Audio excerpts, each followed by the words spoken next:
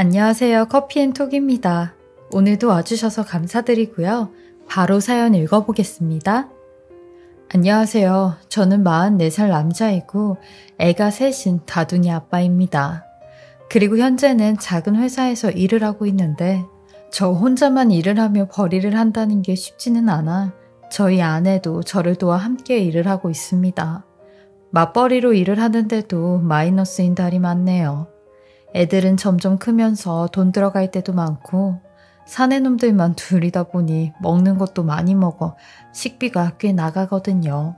비록 경제적으로 힘은 들지만 아이들을 많이 낳은 건 절대 후회하지 않아요. 왜냐면 저나 아내나 아이들을 많이 낳고 싶어 했거든요. 저랑 아내는 둘 다 부모님이 한 분씩 안 계시는 편부모 가정에서 자라고 둘 다 좋지 않는 가정 환경에서 살다 보니 이런 게 소망으로 잡힌 듯 했어요. 그래서 그런지 내 자식만큼은 정말 상처 주지 않고 잘 키우고 싶다는 공통적인 생각을 하고 있었고 이런 게 서로 호감으로 다가왔죠. 아내랑 저는 둘 다 어머니가 안 계셨는데 아내는 어머니를 일찍 여의었다고 했어요. 그리고 얼마 안 돼 새어머니가 들어오셨다는데 아내는 이 새어머니를 보고 기절 초풍을 하는 줄 알았대요. 글쎄 새어머니가 돌아가신 아내의 어머니랑 너무 똑같이 생겼었다네요. 마치 어머니가 살아 돌아온 것만 같았다고 했죠. 이 새어머니는 말이 새어머니지 계모나 다름이 없었대요. 그 정도로 아내를 몹시 괴롭혔다고 하더라고요.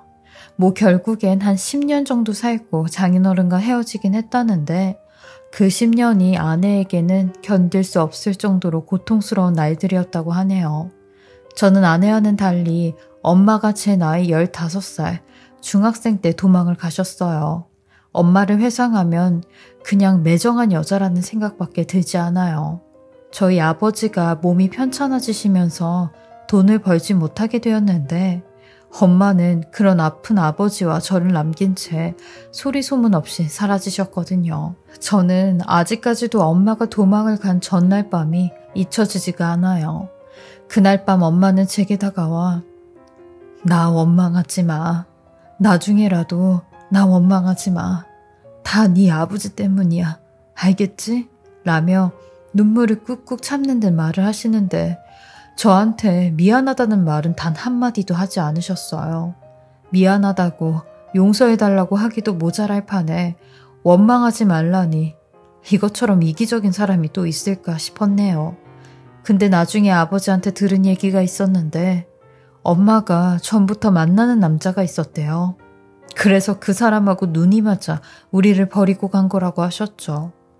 그래서 그런가 바람피고 자식 버리는 인간들은 인간도 아니라며 취급도 하지 않고 평생을 살아왔습니다. 저는 어린 나이에 아버지의 장례까지 혼자 치르며 28년을 살아왔는데 아버지가 돌아가시고 아버지 앞으로 재산이 조금 있었어요. 많은 재산은 아니지만 2억 가까이 되는 그 당시 저한테는 큰 돈이 생긴 거죠. 아버지한테 이렇게 큰 돈이 있었는지는 저는 몰랐습니다. 어디서 이런 돈이 생겼는지 어떻게 모았는지는 알 수가 없었지만 저한테는 살면서 큰 도움이 된 거죠.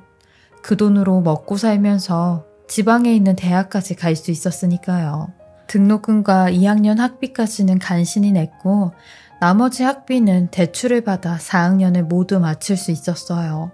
그리고 작지만 저를 필요로 하는 회사에 취직을 해 29살이란 이른 나이에 결혼까지 하게 되었습니다. 아내와는 같이 알바를 하던 식당에서 만나게 되었는데 3년 연애하고 제가 취직을 하자마자 프로포즈를 했어요. 연애할 때도 큰 소리 한번 내지 않고 알콩달콩하게 사귀었는데 결혼을 해서도 어딜 가나 금술 좋다는 이야기를 듣고 있었죠. 그래서 이렇게 애도 셋이나 낳았냐는 말도 많이 들었어요. 암튼 저나 아내는 아이들을 유복하게는 키우지 못해도 행복하게는 키우자고 다짐하며 이날 이때까지 열심히 살아왔습니다. 저희 아내는 고등학교를 졸업하자마자 돈을 벌었는데 어렸을 때는 알바로 경제생활을 했고 30이 넘어서부턴 2년마다 계약을 하는 계약직으로 일을 했어요. 하지만 이 계약직이 말 그대로 안정적인 직업은 아닌지라 항상 오랫동안 일을 하지 못하고 잘리는 경우가 많았어요. 아내도 이런 부당한 대우를 받다 보니 나중에는 방통대라도 갈까 고민을 했었는데 그 돈으로 차라리 애들 학원을 하나 더 보내자 하더라고요. 저희 아내라서 하는 말이지만 아내는 정말 강하고 때론 지독하게 일을 했어요. 저한테도 여보, 나 원래 일 욕심 많잖아. 이렇게 몇 개씩 일을 해야 내 성이 찬단 말이야. 그러니까 너무 미안해하지 마. 남이 시켜서 하는 일도 아니고 다 내가 좋아서 하는 일인데 라며 집에서도 계속 일을 했어요. 뭐 블로그 광고 일이나 대본 타이핑 치는 일이나 매일같이 구직 사이트에 들어가 집에서 할 수 있는 일을 구했죠. 사실 아내는 말이 일 욕심이 많다고 하는 거지. 다 벌이가 시원치 않은 저 때문에 일을 해왔던 거예요. 저도 잘 알고 있었고요. 제가 한 달에 세후로 300만 원 정도 가지고 오는데 이 돈으로 5 식구가 살려면 턱없이 부족하긴 했으니까요. 이때까지 이렇게 부족한 저와 같이 살아준 참 고마운 아내였습니다.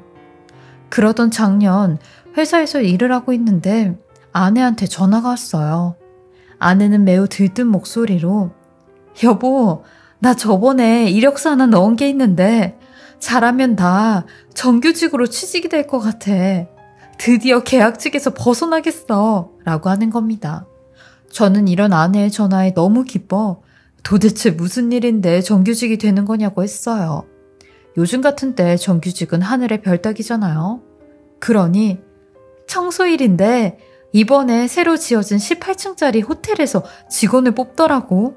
그래서 호텔 청소하는 일로 지원했는데 아니 방금 합격 연락이 온 거야. 면접 보러 오라고 라고 하는 겁니다. 이때 아내의 나이가 고작 41살밖에 되지 않았어요. 청소일을 하기엔 너무 젊은 제 아내였죠. 저는 그 말을 듣고 가슴이 먹먹해 아무런 대답을 하지 못했어요. 그러니 아내는 듣고 있는 거냐며 저를 재촉였어요. 능력도 없는 놈이 내 아내가 청소일 하는 건 죽어도 보기 싫어 하지 말라고 했습니다. 그러니 이내 아내는 울먹이는 목소리로 아니 승우 아빠 이런 기회가 또 와? 왜 하지 말라는 건데? 나 하고 싶어. 아니 꼭 해야 돼. 라며 제 가슴을 후벼 파는 말을 하는데 본인은 나이 먹으면서 이제 부끄러운 것도 창피한 것도 없다고 하더라고요. 남은 건 잡초 같은 생활력 하나뿐이라며 청소일이 뭐 어떻냐고 하는 겁니다. 내가 어디 나가서 나쁜 짓을 하는 것도 아니고 당당하게 땀 흘려 일하는 건데 뭐가 부끄럽냐고 했죠. 이런 아내의 고집을 꺾을 수 있는 방법은 없었습니다. 제가 할 수 있는 거라곤 면접에서 떨어져라 하는 마음뿐이었죠. 근데 면접에서조차 철석같이 붙었다고 하더라고요. 아내가 워낙 이곳저곳에서 일한 경력이 많아 본인들 호텔에서 최적화되어 있다는 말까지 했다는데 아내는 그 말을 마치 훈장이라도 받은 것처럼 이야기하더라고요. 그렇게 아내는 그 다음 날부터 출근을 했어요. 근데 일이 많이 힘들긴 한 것 같았죠. 왜냐면 집에 오자마자 녹초가 되어 아무런 말도 없이 바로 잠에 들어버리곤 했거든요. 원래 아내라면 매번 새로운 일을 할 때마다 퇴근을 하고 집에 들어와서 지저귀는 새처럼 오늘은 무슨 일을 했다, 오늘은 어떤 일이 있었다 라는 에피소드를 말해주곤 했는데 그런 것도 없었죠. 아이들 또한 예민해진 엄마의 눈치를 많이 봤어요. 저는 이런 아내를 위해 최대한 신경이 쓰이지 않게 빨래며 설거지며 애들 저녁까지 챙겨주곤 했네요. 그러다 아내가 일을 나간 지 1달 정도 되었을 때였어요. 제 앞으로 가족카드 명세서가 날라왔는데 아니 이상하게 아내가 카드로 교통비를 하나도 쓰지 않은 겁니다. 분명히 일을 갈 땐 대중교통을 이용해서 가야 하는데 저는 이상한 생각에 아내한테 물어봤어요. 승우 엄마, 아니 왜 교통비가 하나도 안 나간 거야? 당신 일하러 갈 때 버스 타고 간다고 하지 않았어? 라고 했죠. 그러니 아내가 조금 당황한 얼굴로 아, 내가 말 안 했나? 그 나랑 같이 일하는 여사님이 한 분 계시는데 이런저런 얘기하다가 나랑 같은 동네에서 사는 걸 알고 본인이 카풀을 해주신다고 하는 거야. 나야 그럼 감사하다고 덥석 알겠다고 했지. 라고 하더라고요. 전 그런 아내의 말에 아, 그랬어? 그럼 잘 됐네 뭐. 겸사겸사 라고 했어요. 그리고 그 여사님 언제 밥이라도 한번 사드리라고 했죠. 저는 정말 아내가 그런 줄로만 알았습니다. 그리고 한 달이 지나니 아내는 저녁에도 일을 나가기 시작했어요. 아내 말로는 저녁에 펑크를 낸 사람이 있어 대타를 뛰러 간다는데 꼭 제가 퇴근을 하기 전에 나갔다가 밤 11시, 12시에 들어오곤 했어요. 아내를 믿었지만 저도 모르게 의심이 들었고 제가 의심을 하는 걸 눈치챈 아내는 일을 할 때마다 인증샷을 찍어서 보내주곤 했어요. 그리고 아내가 저녁에 일한 수당도 꼬박꼬박 나왔고요. 잠깐 아내를 의심한 제가 속 좁은 놈이 되었죠. 하지만 얼마 안 돼 아내가 저한테 했던 이 모든 말이 거짓인 게 들통이 나버렸습니다. 하루는 제가 몸이 안 좋아 외근을 나갔다가 바로 집으로 퇴근을 한 적이 있었는데 버스에서 내리니 저 멀리 저희 아내가 횡단보도 앞에서 누군가를 기다리고 있는 듯 서 있더라고요. 아내를 부를 힘도 없어 전화를 걸어 아내에게 아는 척을 하려고 했는데 그때 마침 아내 앞으로 검정색 외제차가 한 대 딱 서는 겁니다. 그리고는 아내가 아주 자연스럽게 조수석에 탔고 아내가 타자마자 차는 출발을 하는데 그 순간 몇 초 동안 별별 생각이 다 들었어요. 저 차가 아내가 말했던 그 카풀해주는 여사님의 차인가? 라는 생각부터 그 여사님이 저 차를 탈 정도면 정말 잘 사는 사람인데 라는 생각까지.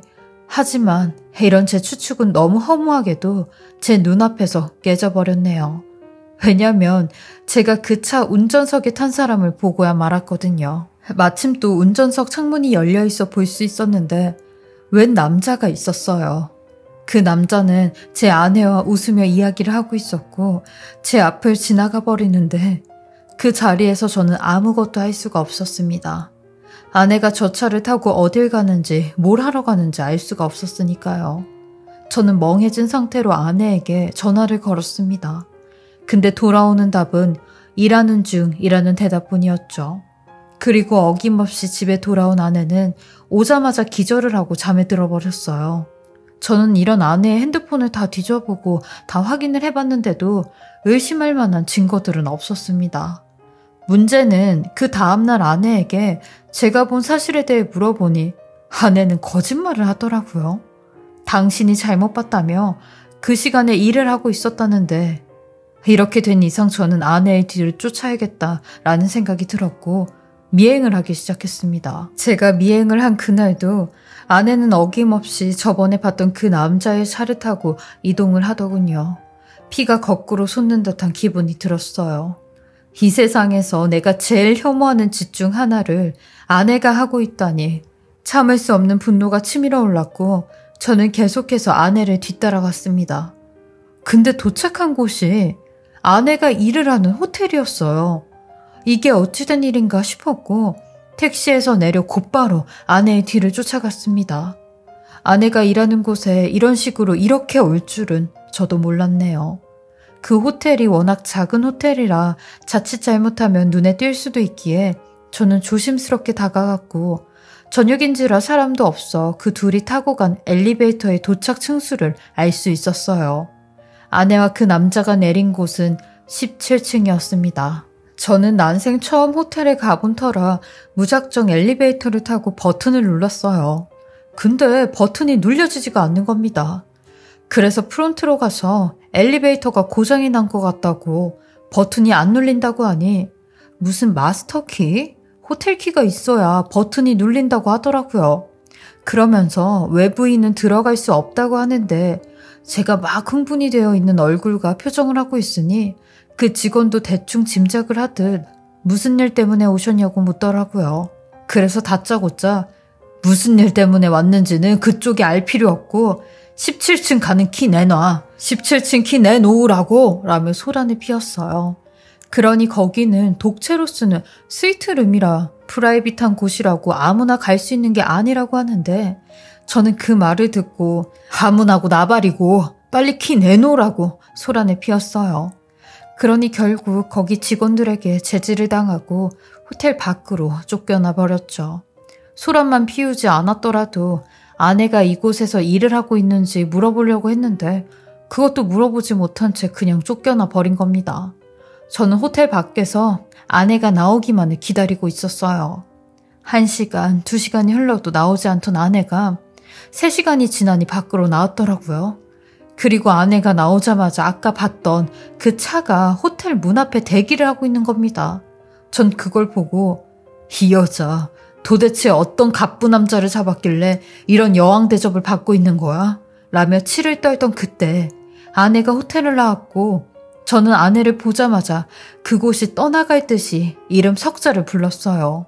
그러니 제 모습을 본 아내가 아주 당당하게 여보, 여기 어쩐 일이야? 내가 일하는 데까지 나 데리러 온 거야? 라고 하더라고요. 저는 그런 아내를 밀치고 이 차 주인 누구냐고 했어요. 내가 다 알고 왔으니까 발뺌하지 말라고 했죠. 어떤 새끼냐고, 어떤 놈인데 나한테 거짓말까지 하고 이러고 있는 거냐고 고래고래 소리를 쳤죠. 그러니 곧이어 아까 봤던 그 남자까지 뒤따라 나왔고 제 아내는 그 사람을 보자마자 이미 늦었다는 듯 두 눈을 질끈 감아버리더라고요. 저 또한 그 남자를 보자마자 뒤도 안 돌아보고 돌진을 했고 다짜고짜 멱살부터 잡으며 야, 이 벤즈리같이 생긴 놈아, 네가 내 와이프 꼬셨냐? 순진한 내 와이프 돈으로 꼬셨냐고 라며 울부짖듯이 이야기를 했어요. 그러니 와이프가 제 팔을 잡아당기며 그만하라고 하는 겁니다. 저는 그런 와이프를 바닥에 내팽개치며 지금 이 자식 편드는 거냐고 소리를 쳤어요. 그러니 와이프가 승우 아빠라고 악을 쓰더라고요. 그러니 제게 믿을 수 없는 얘기를 하기 시작하는데 승우 아빠, 그 사람 당신 동생이야. 당신 남동생이라고 라고 하는 겁니다. 저는 아내의 말에 지금 이게 다 뭔 소리냐고 했어요. 그러니 그 남자가 제 팔을 놓으며 저랑 같이 좀 가시죠. 보여드릴 분이 있어서요. 라며 저를 데리고 17층 그곳 스위트룸으로 데리고 가는 겁니다. 그리고 그곳에 도착한 저는 어마어마한 크기의 스위트룸에 한 번, 침대에 누워있는 백발의 노인 얼굴에 한 번, 2번이나 다리가 휘청거렸습니다. 왜냐면 침대에 누워있던 그 사람, 머리가 새하얗게 새어버리고 온통 주름으로 얼굴이 뒤덮여 있어도 저는 그 사람이 누군지 알 수 있었거든요. 바로 저희 어머니였습니다. 저를 그렇게 무참히 미안하다는 말도 없이 버리고 간 제 어머니였어요. 저는 아내의 얼굴을 쳐다봐 이게 대체 어떻게 된 일이냐고 했어요. 당신이 왜 이 여자랑 같이 있냐고요. 그러니 어머니란 사람이 제게 먼저 말을 꺼내더라고요. 성진아, 네 처는 아무 잘못도 없다. 내가 네 처를 찾아간 거야.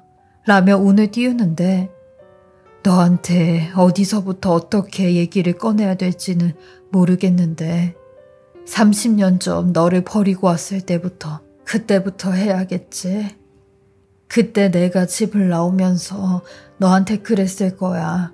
내 원망하지 말라고, 네 아버지 원망하라고. 그 말이 네 아버지가 나를 돈 많은 동네 유지한테 팔아넘겼다. 그때 나보고 그러더라고. 당신을 마음에 들어하는 돈 많은 영감이 있는데 이혼을 나를 자기한테 보내면 거액의 돈을 준다고 했다더라. 그 돈만 있으면 빚도 갚을 수 있고 성진이 너 굶길 일도 없고 자기 몸 불편한 것도 치료할 수 있다면서 나보고 이혼을 좀 하고 그 집으로 가라는데 어린 나이에 네 아버지한테 시집와서 평생을 하라는 대로 해왔으니 그것도 하라면 하라는 대로 해야 되는지 알았다. 나 하나 희생하면 돈이 생긴다니 그렇게 하는 게 맞는 건 줄 알았어. 그래서 널 떠나온 거다. 라는데 문득 아버지가 남긴 유산과 매일 빚으로 허덕이던 날들이 어느 순간 어렵지 않게 된 게 생각이 나면서 머리가 새하얘졌어요. 그땐 분명 아버지가 파산을 했다고 했었거든요. 그 후 어머니는 부잣집 남자의 첩으로 그 집에 들어갔고 제 동생이라고 하는 그 남자를 낳았대요. 그리고 그 부잣집 영감이 돌아가실 때까지 첩노릇을 하며 사셨다는데 그렇게 살면서 받은 유산으로 몇 년간의 재산 싸움 끝에 이 호텔을 짓게 되었대요. 그리고 나서 저를 찾았다는 겁니다. 본인이 눈을 감기 전에 저한테 이 모든 진실을 알려야겠다고 생각을 했고 미안하다는 말을 해주고 싶었다는데 막상 저를 찾아갈 용기는 안 나서 제 아내를 먼저 찾아갔대요. 그래서 도움을 좀 주고 싶다고 수억 원이 든 통장을 내밀었다는데 제 아내는 그걸 보자마자 이 돈을 그냥은 받을 수 없다며 본인이 어머니 살아계실 때까지 수발을 들어주고 싶다고 했다네요. 그게 끝나면 그때 이걸 받을 수 있을 것 같다면서요. 그렇게 아내는 제게 호텔 청소부로 합격이 되었다는 거짓말을 하곤 계속 어머니를 돌보고 있었던 겁니다. 저는 그 말을 듣자마자 다리에 맥이 풀려 그 자리에 그냥 주저앉고 말았습니다. 일단은 아내에게 너무 미안했어요. 제 몹쓸 의심에 아내를 오해한 게 너무 미안했거든요. 이렇게 착한 내 사람인데 말이죠. 제가 아무 말도 없이 바닥에 눈물을 흘리며 울자 이내 아내도 제 곁에 와서 제 손을 잡고 같이 울어주는 겁니다. 그러니 어머니도 울고 제 동생이라는 그 사람도 울고 그 방이 온통 울음바다가 되었어요. 인생이 뭔지 이렇게 얄궂고 짓궂은 게 인생이라면 내가 그동안 속고 살았구나 라는 생각이 들었어요. 미워해야 할 사람을 미워하지 않고 엄한 사람을 미워했으니 어머니한테 정말 죄송스러울 뿐이었죠. 어머니는 제게 내가 마지막이라도 엄마 노릇을 해야 될 것 같아서 성진이 널 찾아갔어. 낳아주고 길러주지도 못하고 한평생을 가슴에 사무치며 살았다. 보고 싶어도 네 아버지랑 여기 영감님 때문에 내 마음대로 보러 가지도 못했고 만지고 싶어도 내 손으로 만질 수가 없었어. 그래서 여기 영감님이 돌아가시자마자 제일 처음으로 한 게 너를 찾는 거였다. 라고 하셨죠. 너무 늦었다는 말씀에 저는 늦지 않았다고 했습니다. 이제라도 저도 어머니께 용서를 구하고 이제라도 얼굴을 보고 손을 맞잡을 수 있으니 얼마나 다행이냐고 했죠. 그 어머니는 제게 20억이 든 통장을 건네주시며 이 돈으로 아내 고생시키지 말고 새 아이들 가르치라고 하셨어요. 그리고 본인이 돌아가시면서 저한테 하나 남은 핏줄인 남동생과 잘 지내라고 하셨어요. 제 남동생이라는 녀석 또한 살면서 굉장히 외롭고 우울한 시기를 많이 겪었다고 하더라고요. 그래서 형이 생겼다는 게 좋기만 하다는데 저 또한 어머니 말씀대로 이 동생을 잘 챙겨주겠다고 약속했습니다. 그렇게 저는 어머니를 만나고 헤어지는 시간이 너무 짧았어요. 어머니께서는 올 초 3월에 하늘나라에 가시게 되었거든요. 살아계실 때 제 온 마음을 다해 어머니를 보살펴드리고 찾아뵙고 사랑을 드렸지만 지금 생각해보면 그것도 많이 부족했다라는 생각이 들어요. 어머니가 가신 지 6개월 정도가 지났는데요. 아직도 제 옆에 어머니가 계시는 것 같아요. 그럴 때마다 어머니 사진을 보며 방긋 웃고 계시는 어머니와 같이 웃곤 해요.